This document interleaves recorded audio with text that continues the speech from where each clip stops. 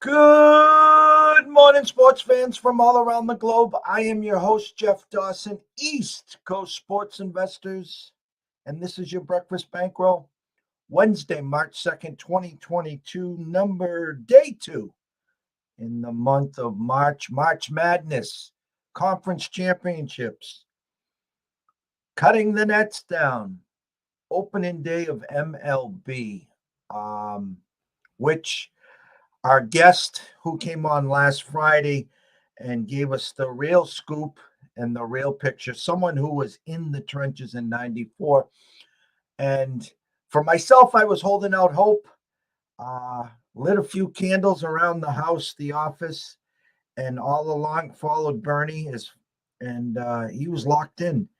And as I told him behind the scenes around 2 o'clock yesterday, I had that gut feeling it wasn't going to get done, and it didn't. But I am blessed. We are honored to have Bernie back to give us the inside scoop, the real facts about what happened and what is going to happen moving forward. So without further ado, the one, the only, Mr. Bernie Fratto. Well, Jeff, good morning, and good to be with you. And it's been a pretty whirlwind last 72 hours. And I know a lot more things today that I didn't know when we talked last Friday. But it was always my position that it was an extreme long shot, that they were going to get this deal done by the deadline on Monday that the owners had imposed. And even when we all went to bed Monday night, people were coming at me right and left. Hey, we're going to get this done. There was a lot of progress made. And yeah, there actually was progress made because they actually negotiated during those 16 hours. But there are 4 reasons why I said when I signed off on Monday night that it was at best 50-50. And that's what I put in the tweets. So let's dive right into that before we get into the numbers, because there's sort of 2 conversations here. Number one, the biggest challenge that the sides faced is when you wait 90 days to try to force feed what should have been 3 weeks into negotiations into 16 hours, you've created a logistical nightmare for you. There were about 17 items on the table. We talked about the 3 big ones, which we'll get to in a minute, but they just didn't give themselves enough time. There were logistical issues. Secondly, I found out Tuesday that throughout this ordeal, the players' union was none too happy that the owners had imposed this deadline, the threat deadline, that if this isn't done by February 28th, we're going to start canceling games. They didn't like that. They didn't make it public, but that was not a dynamic that was something that helped the matter from the union standpoint. It bothered them. Number 3, as we got into Monday, I will always wonder what might have happened had the players agreed to a 14-team playoff.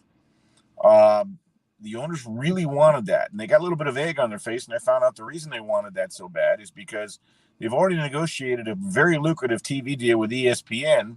They just haven't signed on the dotted line yet because the CBA hasn't been finalized. And now that they have to regress and go from a 14-team playoff to a 12-team playoff, it's my understanding, and I've got to verify this number, but what I heard was that it makes the deal worth about $100 million less. So they've got a little bit of egg on their face. They got to go back to ESPN and restructure with a 12-team playoff. And then the 4th thing is, and I tweeted this out about 1 o'clock in the morning Eastern time on Monday, I said they're making progress. However, if this breaks off tonight without a deal, or if the owners leave without a deal, start to worry. And I can draw a parallel to 1990. There was a lockout in 1990 that lasted, I think, 32 days. And all of a sudden, right when spring training was supposed to start, or a few days after, they got into a room, locked themselves in there, went straight through to just about 6 a.m. and hammered the deal out. They said, we're not leaving till we have a deal. And they did it. But no one left the room. The minute they left the room, the minute the owners left the room, I said to myself, this is not going to bode well, because people go to sleep. Things change the next day. The owners will have to, Mr. Salem in the room, who was the chief negotiator, is going to have to file a report with the owners and where we're at. And by the way, even if they'd gotten a deal that night, 23 owners have to ratify this. And there are only 9 owners that remain from 94. And my understanding is this new group of owners is even a bigger hard ass group than what was in 94. So all of a sudden, it only would have taken 8 guys to kibosh this. And then when they start to get into the CBT about 1 in the morning, Andrew Miller and Max Scherzer, the player reps, said, wait a minute, we can't unilaterally go. We've got to go back to our player reps and take their temperature. So they agreed to reconvene at 10. When that happened, I said, at best 50-50. So as you set the stage and create a backdrop and a tapestry for hopefully, what can become the framework of a deal, they painted themselves into the corner with those 4 things. As I was watching MLB Network, whenever they decided to go live, following your tweets, following social media, the big sticking point, well, I guess it was a double-edged sword the way I looked at it. They wanted that 14 teams, and the difference from the minor league, the minimum salary was going to get them into the $700,000 range, and also I think 40 million into the pool. Now the players, that was 2 things that they wanted desperately. So it's a give and take, Bernie. So if you're complaining the whole time that you think that the minimum salary needs to go up, you want more money into the pool, and this is the owner's way of saying, hey, we'll give you this and this, you got to bend on the 14 teams. Now, I had heard also that they had already had a nice deal, lucrative deal with ESPN with the 14 teams. Now, the players come back and say, well, that will take away from the division winners, yada, yada, yada. If I asked you the question at that point, are the players now being more selfish, or was it? I have a hard time understanding that part. All right, so let me unpack this. The main reason the players don't want a 14-team playoff is because they believe will indirectly put an additional drag on salaries. Here's why. Let's say you're, Jeff Dawson, owner of the Tampa Bay Rays, and you got a nice roster. And you say to yourselves, I can get to the playoffs with this roster. I don't need to go out and spend another $200 million on an additional free agent to put me over the top. The players believe there will be less incentive for owners to bolster their rosters because it'll be easier to make the playoffs. And if it's easier to make the playoffs, the owners can do what they've always wanted to do, and that's do more with less. Now, let me back up and unpack this, because the union's mission heading into this negotiation was not only to win, they're hell-bent from leather on winning because of what happened in 2016. And I told you, I tied the parallel to 1994, right, when the owners wanted a salary cap, ended up with a luxury tax. And I even tied it back to 1955 when TV came into the game, and the owners didn't share the revenue. So let's fast forward. The players' union mission this time was to take care of the younger guys, and that was sincere. The guys that are in the league less than 3 years, 0 to 3, they needed to find a way to get these guys taken care of before they get to arbitration or before they get to free agency. And we talked about the moral component before, what they did to Chris Bryant, denying his eligibility by 1 day for a full season, so it delayed his free agency. That just doesn't sit well. It's dirty pool. So there were 3 key areas in which the players said we have to attack.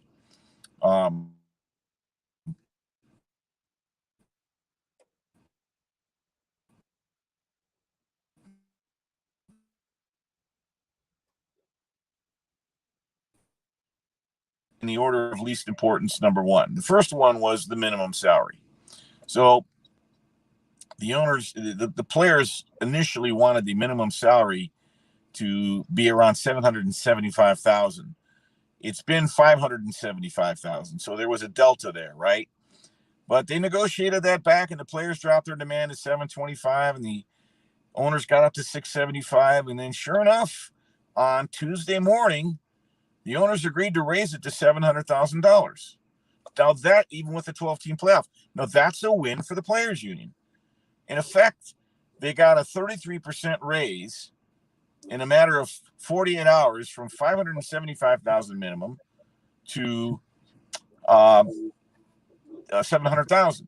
So that was a win for the players. The second issue was the pre-arb bonus pool.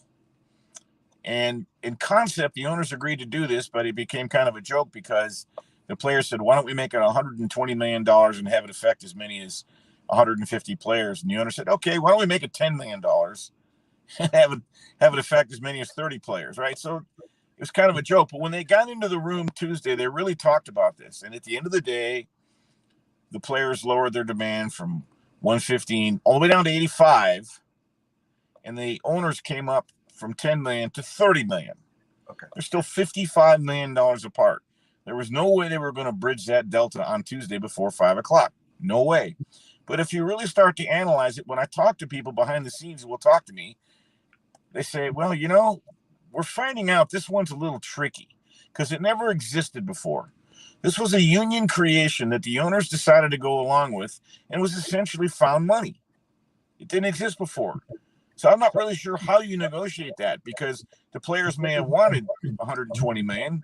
They can say, hell, people in hell want ice water. Good luck with that. Look, the owner said, well, here's 30 million. Let's start there. When I went to bed Tuesday night, I said, this one's a little tricky, because the owners did go from nothing to 30 million, and there was this artificial gap of 55 million.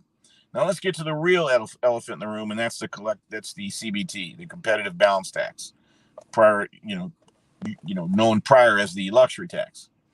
This is the one that's going to be a son of a gun, because, quote unquote, the MLB's best and final offer over the 5-year period raised the CBT up to 220 million per team. It was 210 million in 2021. Now, mind you, the players wanted it to be 245, and on a 5-year sliding scale, what the owners offered was a threshold which was flat the first 3 years, 220 all 3 years, then jumped to 224, then jumped to 230 in the 5th year. The players wanted the first year threshold to be 238 million, to jump to 244, 250, 256, and 263 the 5th year. So the further it goes, the more apart they are. Meaning year 5, the players want 263 million threshold, and the owners' best they offered was 230. But what's interesting is, even in the 5th year of the deal, which takes you out to 2027 or 2028, the 5th year offer by the owners was less than what the first year offer by the players wanted in 2022. So the players wanted to jump up to 238 next year, and the owners, the best they offered was 230 the 5th year. So this is one that is going to really be a wrestling match. And, oh, by the way, I found out last night about 5 o'clock my time that the union is really ticked off. And now that 6 to 7 games have been canceled, depending on whether your first series was a 3-game series or a 4-game series. Soonest they'll play now is April 7th. The union is saying, okay, when this is all said and done, you're going to give us the back pay for the games you canceled. Wow. So, put your seatbelts on, and everybody's asking me, well, when are they going to play? When are they going to play? I don't like it when people don't give answers. So I'm going to give an answer. Don't hold me to it. But based on observing this and my years in the media and talking to people, I have a hard time believing we're going to be playing baseball in April.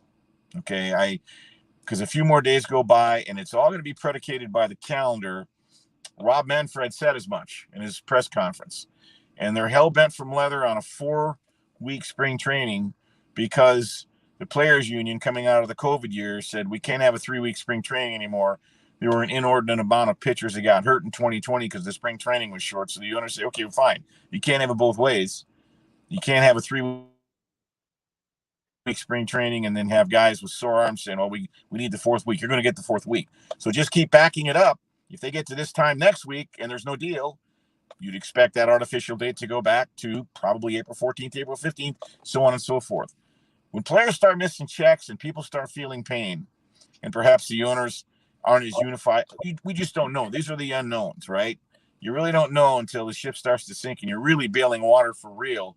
Who's willing to do what? Although I'm telling you, this union is unified. They're going to the poll this time. That's why I've been comparing it to 94 the entire time. Now, we get toward May 1st, I think you're going to see a little bit more of a sense of urgency. So at this point, I cannot see it going past June 1st, but I can't see games before May 1st, hoping that I'm wrong, but knowing how much angst and anger and to a degree hate still exists between the two factions. Although, in fairness, they did make a lot of progress on Tuesday.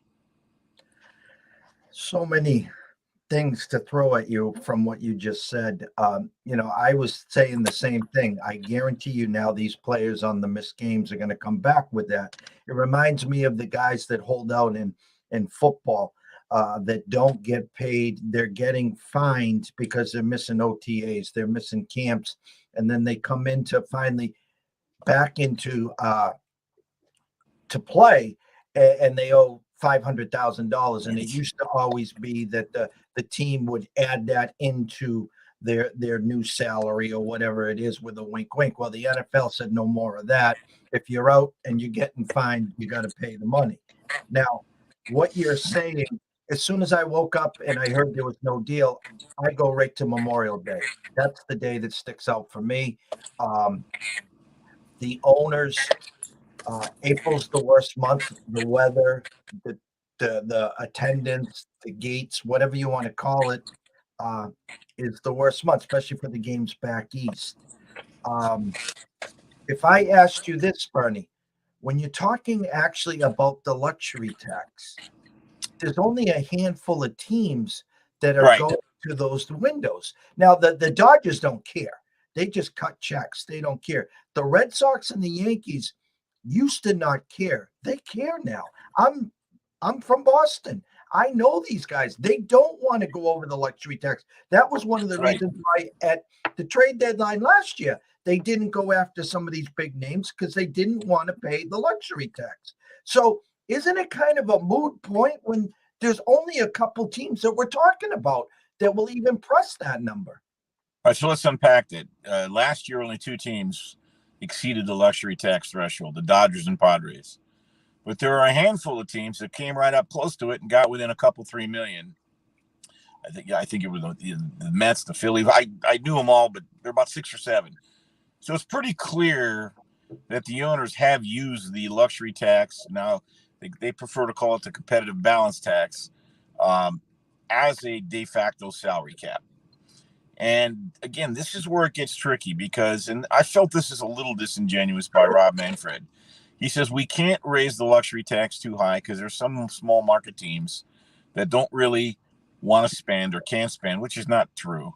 The TV money is so lucrative now; they can make their payrolls on the TV money, right? It's very lucrative. The point of the matter is this: is that Rob Manfred believes if you raise the luxury tax slash CBT too high, up to 240 million, it's only going to benefit the large market teams and create a bigger imbalance between smaller market teams. That feels a little disingenuous to me because neither the Dodgers or Padres won the World Series last year. And a few years back, Baltimore was one of the highest paid teams, and the Yankees haven't done anything in a while, and they've been a high paid team. So you don't always correlate the highest payroll to winning a World Series. And a lot of these owners don't really want to get saddled with crazy contracts. The Detroit Tigers were paying Prince Fielder for 3 or 4 years to the tune of $20 million a year after he was hurt and couldn't play anymore. They're still stuck paying Miguel Cabrera, is still a serviceable player, but he's not what he was. He's going to bat 7th in the lineup this year. They're on the hook to him for, I think, another $90 million. So it's a very tricky situation. The players are saying at least give us the option to create more possible payroll. I said this when we talked last Friday, that in 2008, when the game was a $5 billion game, the luxury tax threshold was $155 million per team. They've grown it to an $11 billion game, but the luxury tax last year was $210 million. So the game doubles, but the luxury tax threshold only increases 27%. This is the issue. The drag on salaries. Revenues are at an all-time high, but the last 4 years, payrolls down 4.7%. Payrolls in 2021, the lowest since 2015. That's really ticking off the players' union. If everything would have just been kept the same and the tide rises, all the boats rise, we're probably not having this conversation. But it started in 2016, and now that anger. By the way, and I talked about this being, a test of wills and a game of chicken. It was till Monday, and then Monday they had a good negotiating session. Now it's going to turn back into it's back to the Hatfields and McCoys.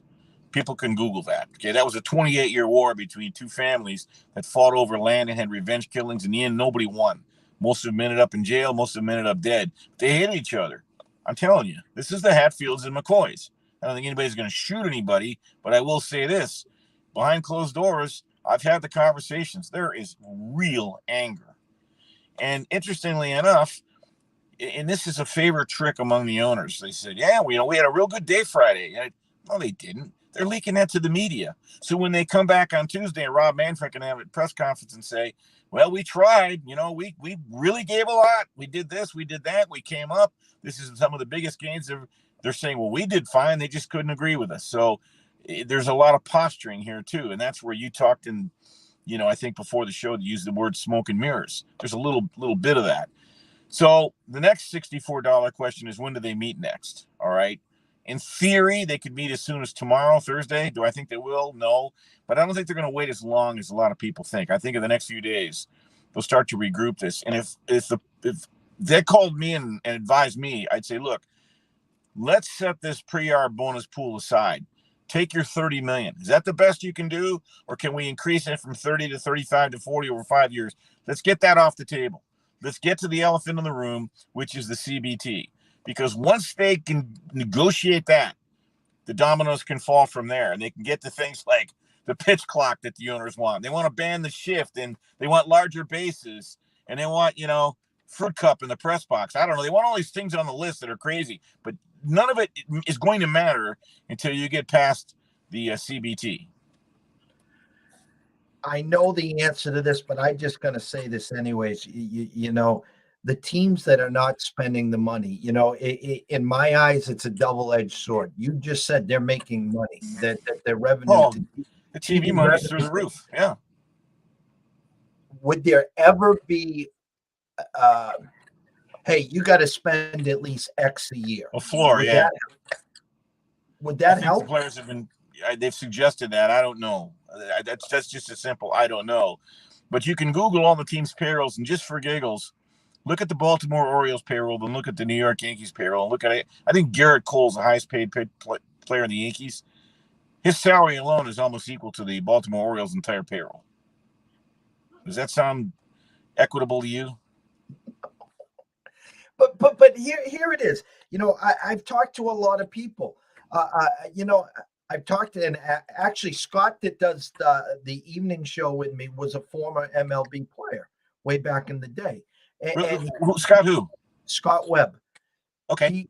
He's been in the negotiations, and he tries to explain this to me. And he brought up a good point yesterday. Okay. These guys, the minimum salary, Bernie, these guys are still being paid the top 1% in the world. Now, compared to other sports, okay, where the NBA, some of these guys make $600,000 a game.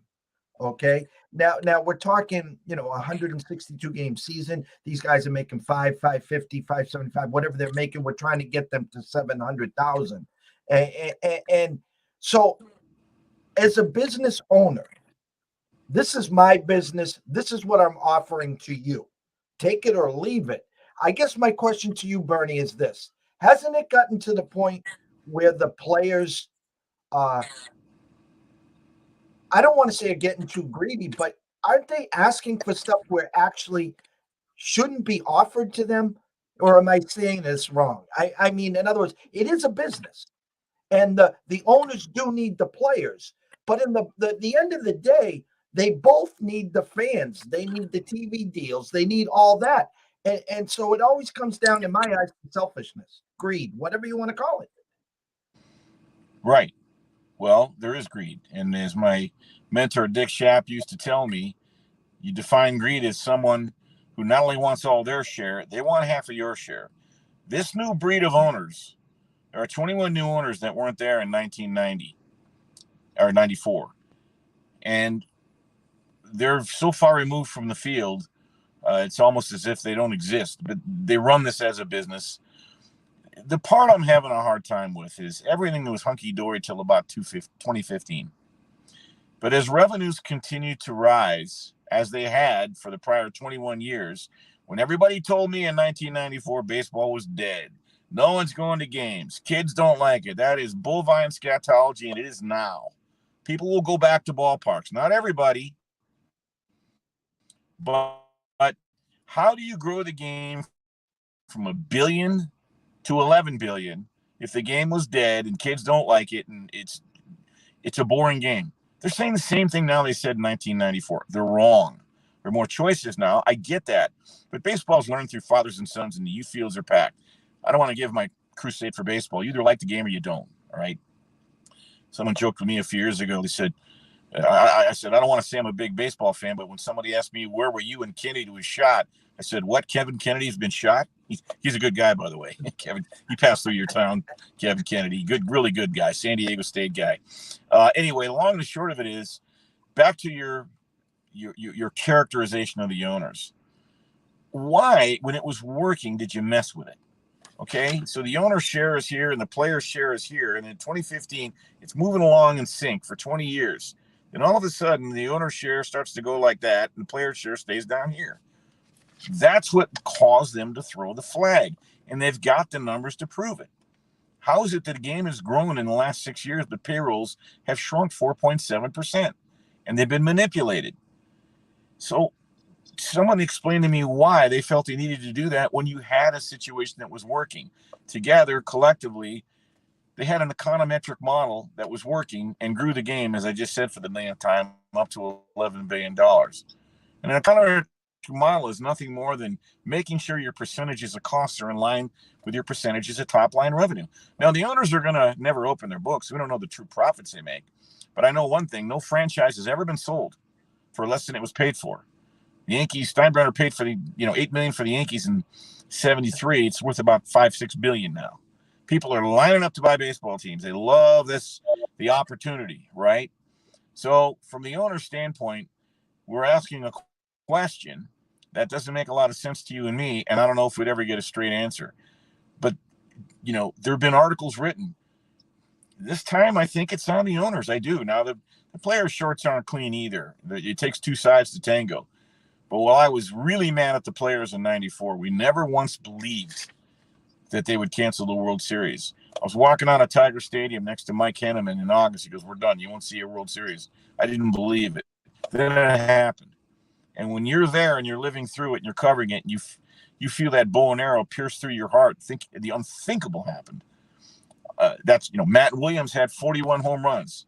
Might he catch Roger Maris? The Cleveland Indians were in first place. Baseball was having a glorious season in '94. Attendance was at an all-time high. Everything was going great, and they killed it. I never believed it could happen. I will never forget a couple of weeks after August 12th, when the first day of the strike, Bud Selig went on Nightline and said they're canceling the World Series. I just could not believe it. And then the next spring rolls around and the replacement players, and I was there. Sparky Anderson refused to manage the replacement players. I was covering the Tigers then, and he had a real run-in with Mike Ilitch, the owner. They never patched it up. Never patched it up.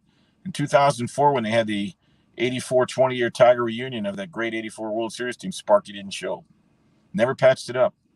Peter Angelo said, "I'm not playing replacement players." He's 92 years old today, owner of the Baltimore Orioles.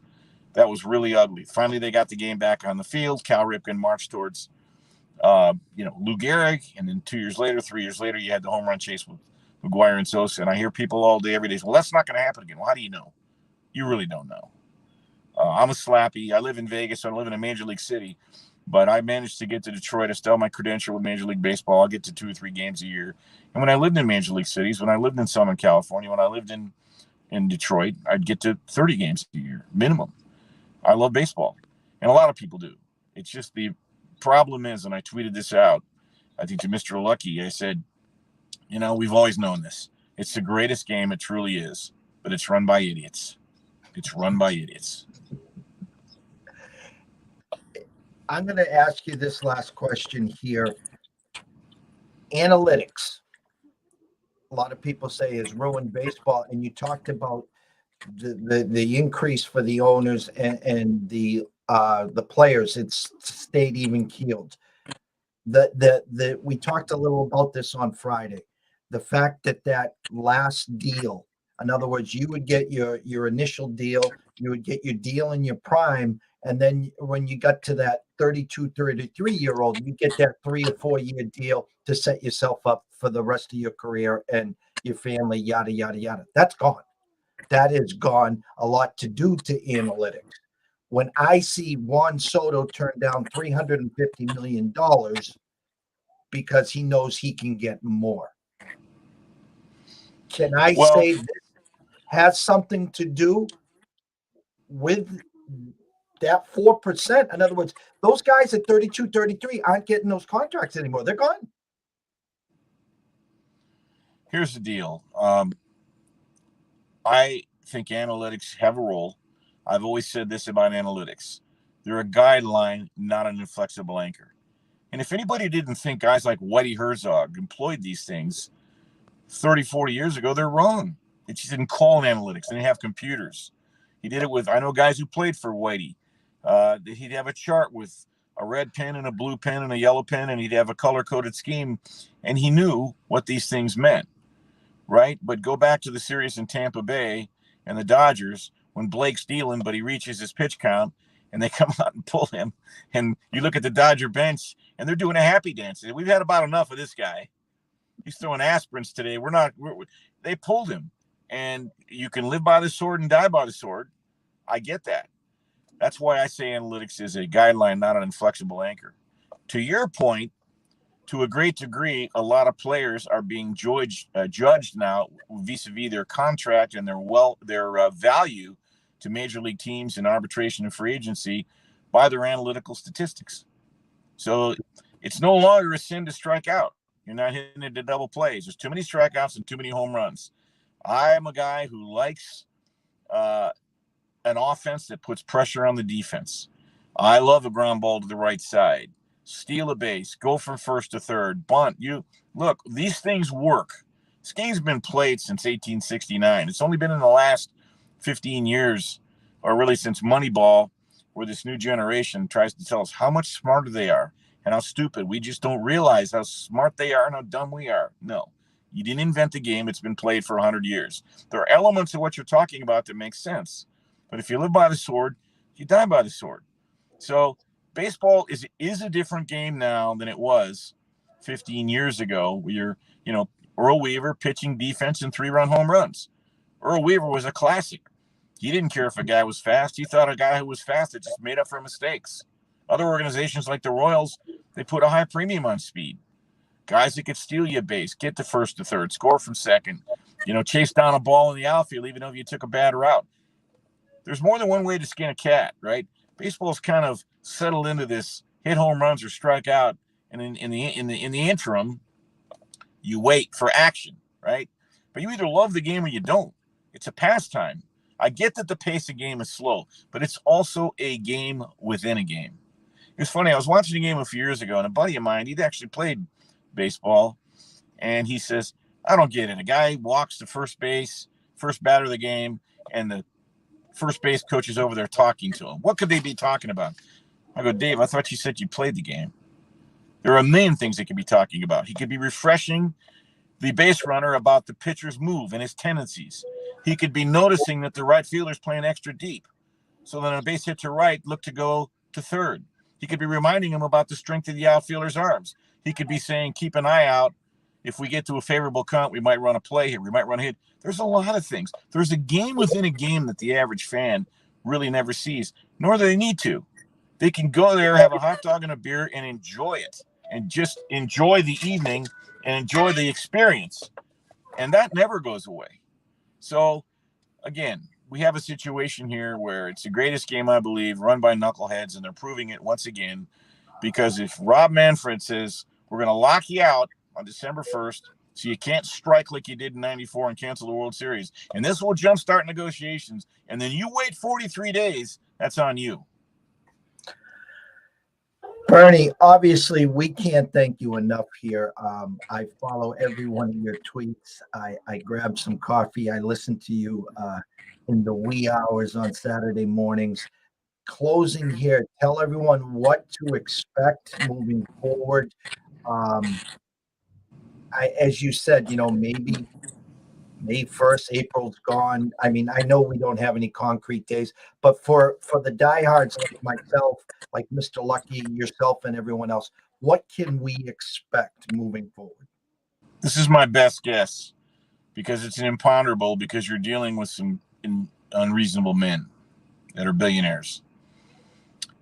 I think they'll be back to the table before this time next week, before next Wednesday, and then they've got to tackle the elephant in the room and get the CBT out of the way before anything else. Baseball is convinced that the CBT is the greatest invention since sliced pepperoni. Sliced bread was not a good invention. If you go back to the 20s, people were mad. What are you doing slicing my bread? That was not the greatest thing. Sliced pepperoni, that's a little different. Long and short of it is they'll have to get back and tackle the CBD because Rob Manfred really believes this is a wonderful thing because we've really created some parity. Unfortunately, he can back it up. You haven't had a repeat winner in 20 years, and each year new teams come up. So there has been a competitive balance more so than ever. That's number one. They got to tackle that, and I think they'll be at the table before next Wednesday. Now, this isn't really going to get ratcheted up until players start missing checks. And that doesn't happen until April. They're only paid April through September by the CBA twice a month. And I know there's a bit of a war chest. There's a work stoppage fund, but I think each player only going to get like $5,000 a month. I have to verify that. But so when we get into April and you start missing checks, then it starts to get real, you know. S will get real. And then it'll ratchet it up. But one thing, they have got to meet somewhere in the area of splittable differences and agree on a number and a growth number over the next 5 years that both sides can live with, having to do with the CBT/luxury tax. Until we have that, we got the Hatfields and McCoys. Bernie Fratto on Twitter at Bernie Fratto, obviously at Fox Sports Radio. Make sure you catch him 11 to 2 Pacific, correct, on Saturdays? 11 p.m. to 3 a.m. Pacific, Fox Sports Radio, iHeart Radio, Sirius XM channel 83. I got you on speed dial. When this thing heats up, I'll reach out to you again. Oh, yeah. Otherwise, I will be in Vegas in 13 days and nights. We will have a great sit down, a few lunches on myself. Trust me, for all your work that you've done for us. We can't thank you enough. Thank you so much, Bernie. Yeah, my pleasure. And not for nothing, week from Sunday, we've got Selection Sunday. So the sports calendar marches on. All right, everyone have a blessed day. I will be back at 1 o'clock Eastern with Andrew McGinnis as we cross the border to Canada, talking some NHL, and then 4:30 at the closing bell. Everyone have a great day. Again, thanks to Bernie. We're going to get this thing wrapped up in baseball, hopefully sooner than later, and everyone have a great morning. Father Guido